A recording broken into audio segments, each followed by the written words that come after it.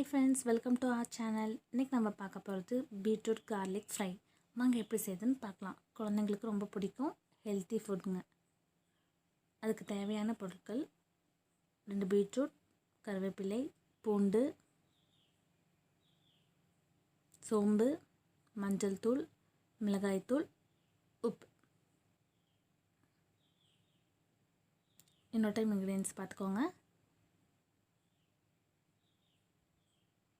Beetroot வந்து நல்லா இந்த மாதிரி தோல் சீவி குட்டி குட்டியாக கட் பண்ணிக்கணுங்க.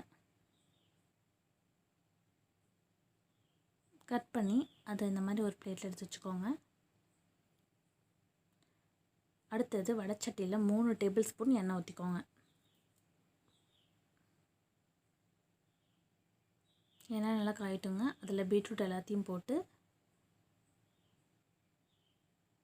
1/4 டீஸ்பூன் மஞ்சள்தூள் ஆட் பண்ணிக்கோங்க.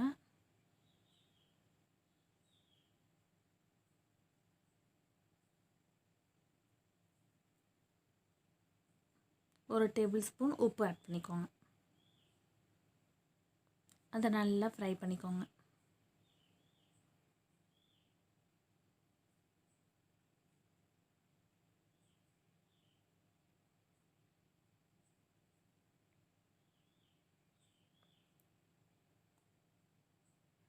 அடுத்தது ஒரு 10 நிமிஷம் மூடி போட்டு மூடி வச்சுக்கோங்க.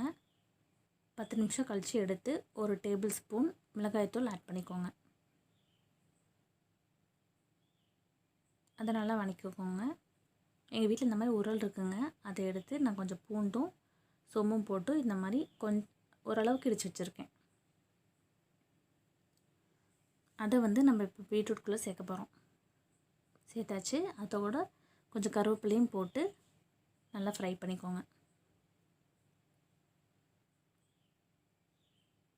திரும்பவும் ஒரு 10 நிமிஷம் மூடி போட்டு மூடி வச்சுக்கோங்க. 10 நிமிஷத்துக்கு அப்புறம் எடுத்து பார்த்திங்கன்னா பீட்ரூட் கார்லிக் ரெடி.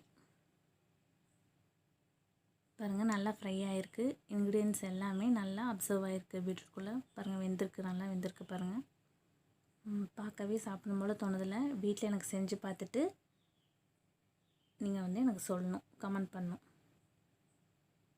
அதை வந்து ஒரு பாத்திரத்தில் எடுத்து போட்டுங்க. செஞ்சு பார்த்துட்டு எனக்கு கமெண்ட் பண்ணுங்கள், லைக் பண்ணுங்கள், ஷேர் பண்ணுங்கள், சப்ஸ்கிரைப் பண்ணுங்கள். நெக்ஸ்ட் வீடியோவில் பார்க்கலாம். பாய்.